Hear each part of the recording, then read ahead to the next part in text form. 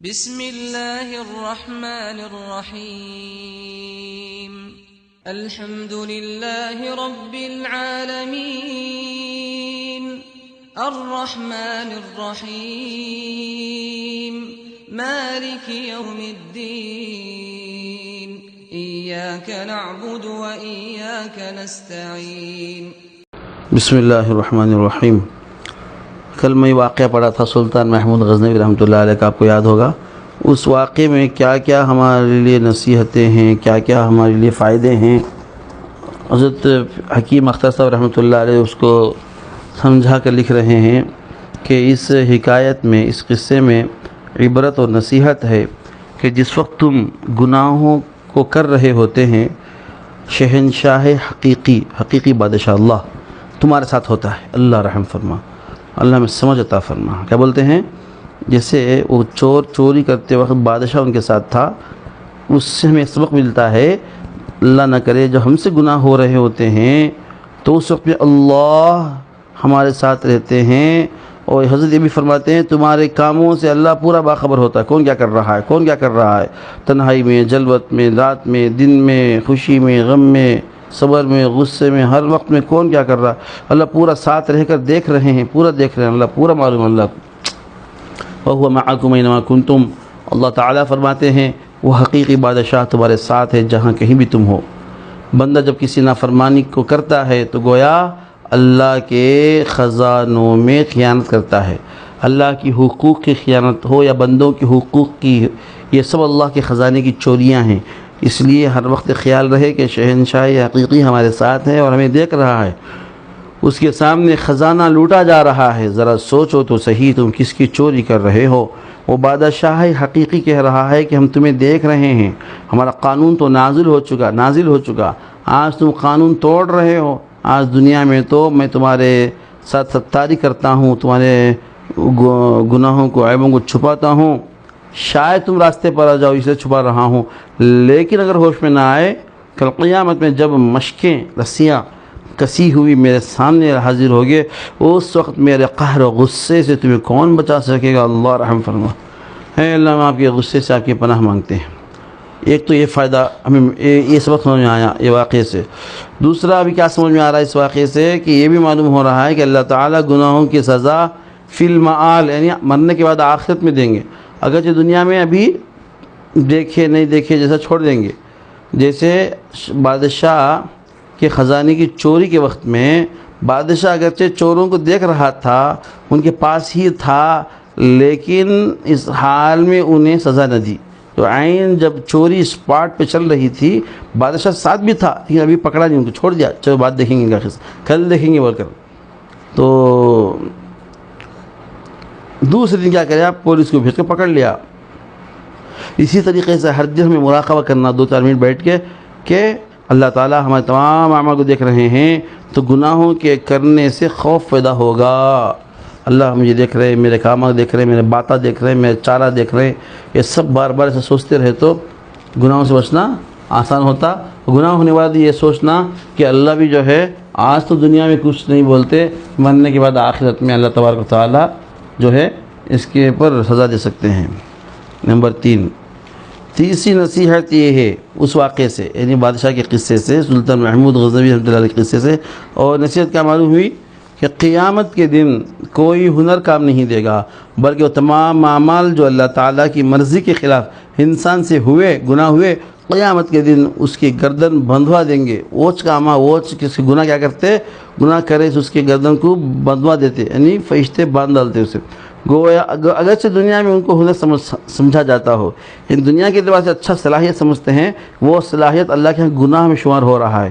جس طرح چوروں نے اپنے فن کو موقع کمال میں پیش کیا تھا، لیکن کمالات ہی نے ان کی مشقیں کسوا دیں۔ کیا بولتے ہیں؟ بادشاہ کے قصے میں دیکھو، 5 چورا نا 5 صلاحیتیں دکھائے، وہ صلاحیتیں سمجھتے ہیں، وہ صلاحیتیں ان کو سولی پر لٹکانے تک چلے گئے، ایسا وہ بولتے ہیں۔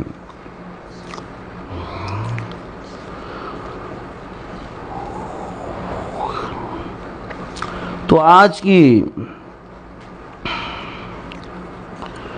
دنیا جو قومیں سائنسی ترقی کے ذریعے تسخیر ماہتاب، چاند پر کنٹرول کرنا، چاند پر کنٹرول کو اپنا کمال سمجھ رہی ہیں، اللہ تعالیٰ سے منہ موڑ کر اپنی زندگی کا ایام گزار رہی ہیں، انہیں کل قیامت کے دن پتہ چلے گا کہ ان کا یہ کمال انعام کے قابل ہے یا غصے کے لائق ہے۔ یہ بھی اس قصے سے معلوم ہوا۔ اور چوتھی بات کیا معلوم ہے اس قصے سے؟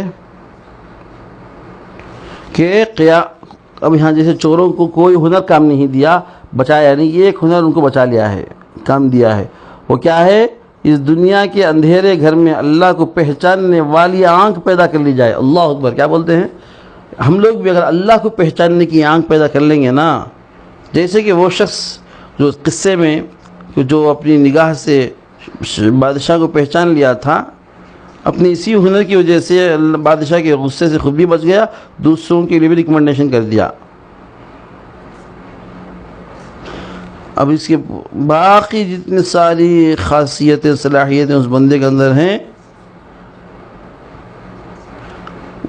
جو 5 چورا ہے نا، ان کی صلاحیت کیا بن گئی؟ گناہ بن گئی، نقصان کا ذریعہ بن گئی۔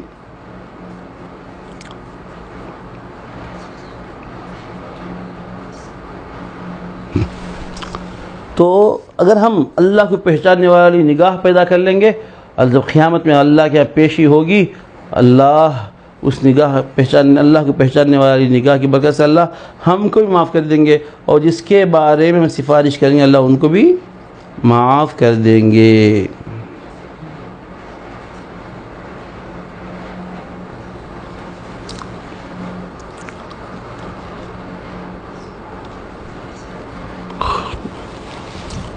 تو اس قصے سے ایک اور بات معلوم ہوتی ہے، نمبر 5، وہ یہ کہ اللہ تعالیٰ کی مقبول اور نیک بندے معیار انسانیت کے اعتبار سے کتنا بلند مقام رکھتے ہیں۔ افسوس کہ آج جو قوم ان اللہ والوں کو چوروں کی طرح اپنی دنیاوی زندگی کی چند روزہ بہار کے وسائل اور ذرائع کو ہنر سمجھتی ہے، اچھا جو قوم انہی چوروں کی طرح،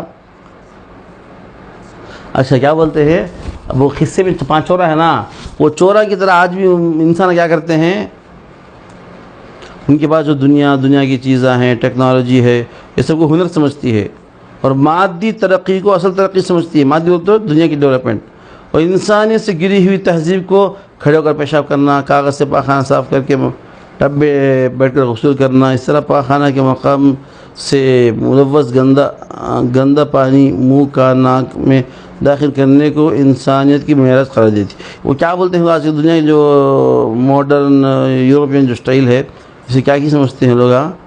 کیا ایسی قوم کو تہذیب یافتہ، ترقی یافتہ کہہ سکتے ہیں جن کے اندر یہ صفات ہیں؟ افسوس کے ساتھ افسوس، مسلمان اللہ کی پسندیدہ تہذیب اور معاشرت کو چھوڑ کر ان یہود و نصارہ کی قوم کی نقل کر رہے ہیں۔ اللہ ہم سب کی پوری امت کی حفاظت فرما۔